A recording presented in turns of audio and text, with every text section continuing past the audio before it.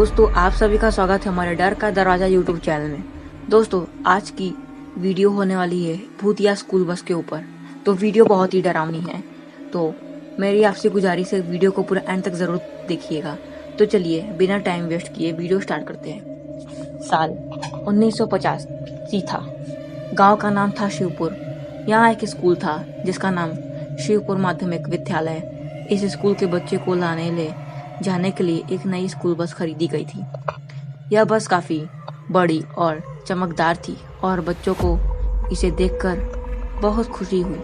लेकिन इस school bus के आने के बाद से गांव में अजीब घटनाएं होने लगी। एक दिन बस चालक रामू ने बस को स्कूल के पास पार्क किया और घर चला गया।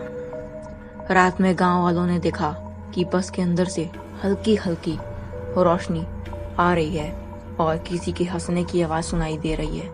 गांव वालों ने सोचा कि शायद कोई बच्चा अंदर फंस गया है, लेकिन जब उन्होंने बस के पास जाकर देखा तो बस खाली थी। बस में कोई भी नहीं था। अगले दिन बच्चों ने बताया कि बस में बैठते ही उन्हें अजीब अजीब आवाजें सुनाई देती है और कभी कभी बस में किसी अदृश्य व्यक्ति का साया दिखाई देता है। एक बार एक बच्ची ने बताया कि उसने बस की खिड़की से झांका तो उसे एक सफेद साड़ी पहने औरत दिखी जो उसे घूर रही थी। बच्चों की बात को पहले तो किसी ने गंभीरता से नहीं लिया, लेकिन जब बच्चों की तबीयत बिगड़ने लगी और वे रात में डरावने सपने देखने लगे तो बात गांव भर में फैल गई। गांव के बुजुर्ग ने कहा कि बस के आने से पहले उस जगह पर एक पुरानी हवेली थी जिसमें एक परिवार रहता था। उस परिवार की एक बेटी थी जिसे शादी के बाद उसके पति ने मार डाला था। कहा जाता है कि उसकी आत्मा अब भी उस जगह पर भटकती है और शायद वहीं आत्मा बस में भी प्रवेश कर गई है। गांव वालों ने मिलकर एक तांत्रिक को बुलाया जो आत्माओं को बसाने में माहिर था। तांत्रिक ने बस के चारों ओर मंत्रों का जाप किया और भस्म फेंकी। तांत्रिक ने कहा कि अब बस सुरक्षित है और आत्मा का वास नहीं है, लेकिन बच्चों को अब भी डर लगता था और वे बस में बैठने से डरते थे। एक दिन बस चालक रामू ने बस को लेकर स्कूल के बच्चों को घर छोड़ने निकला। बस जब एक सुनसान रास्ते पर पहुंची तो अचानक बस रुक गई और इंजन बंद हो गया। रामू ने इंजन चालू करने की कोशिश की, लेकिन कोई फायदा नहीं हुआ। तभी बस के अंदर अचानक तेज हवा चली और बच्चों ने देखा कि बस की खिड़कियां अपने आप खुल बंद हो रही हैं। रामू ने हिम्मत दिखाकर बच्चों को बस से बाहर निकाला और सभी बच्चों को सुरक्षित जगह ले गया। गांव वालों ने मिलकर निर्णय लिया कि बस को जब और इस्तेमाल नहीं किया जाएगा। उन्होंने बस को एक सुनसान जगह पर छोड़ दिया और नए सिरे से बच्चों के लिए बस खरीदी।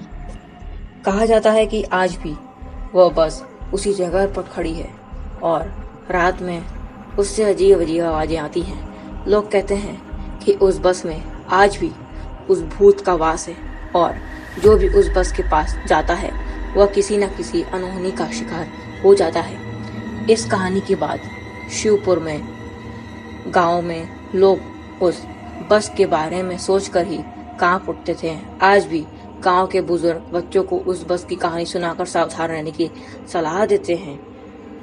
कुछ साल बीत गए और गांव के लोग धीरे धीरे उस भूतिया बस की घटनाओं को भूलने लगे। एक दिन गांव में एक नया परिवार आकर बसा। इस परिवार में एक जवान लड़की थी जिसका नाम साक्षी था। साक्षी को गांव के पुराने किस्से और कहानियां के में बहुत दिलचस्पी थी। एक दिन उसने अपने दादाजी से उस बस की कहानी सुनी और उसके मन में उस बस के रहस्य को जानने की इच्छा जाग उठी। साक्षी ने अपने दोस्तों के साथ मिलकर उस बस को खोजने का निर्णय लिया। एक रात सभी दोस्त एकत्रित हुए और उन्होंने गांव के पुराने रास्ते पर जाकर उस सुनसान जगह की तलाश शुरू की। आखिरकार बहुत कोशिशों के बाद उन्होंने वह बस देखी। बस अब जर्जर हो चुकी थी और उस पर धूल और कई जमा हो गई थी, लेकिन बस की खिड़कियों से अब भी एक अजीब चमक आ रही थी। साक्षी ने बस के अंदर झांकने की हिम्मत जुटाई। अंदर जाते ही उसने महसूस किया कि बस के अंदर एक अजीब सी ठंडक और अंधेरा था। अचानक बस के दरवाजे अपने आप बंद हो गए और साक्षी अंदर फंस गई। बस के अंदर से हंसने की आवाजें आने लगी और साक्षी ने देखा कि सामने की सीट पर वही सफेद साड़ी पहने औरत बैठी थी। औरत ने साक्षी को देखा और उसके चेहरे पर एक भयानक हंसी आई। साक्षी ने डरते डरते उस औरत से पूछा, आप कौन हैं और आप क्या चाहती हैं?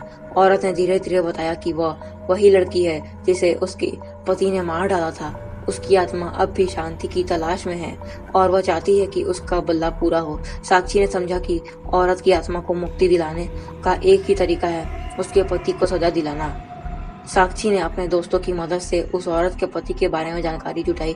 उसे पता चला कि वह आदमी अब भी किसी और गांव में रह रहा है और बिना किसी सजा के अपना जीवन बिता रहा है। साक्षी ने पुलिस को सारी बात बताई और पुलिस ने उस आदमी को गिरफ्तार कर लिया। आदमी ने अपनी गलती कबूल की और उसे कड़ी सजा मिली। जब साक्षी ने उस औरत की आत्मा को यह खबर दी तो औरत की आत्मा ने उसे धन्यवाद दिया और कहा कि अब वह शांति से जा सकती है।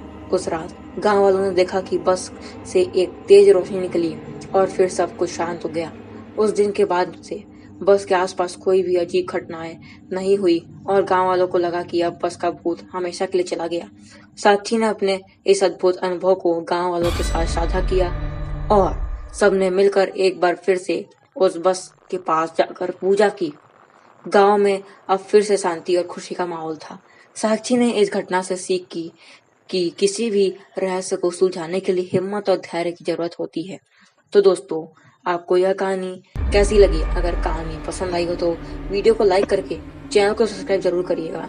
तो चलिए मिलते हैं किसी अन्य वीडियो या अन्य कहानी के साथ। तब तक के लिए सभी को गुड बाय।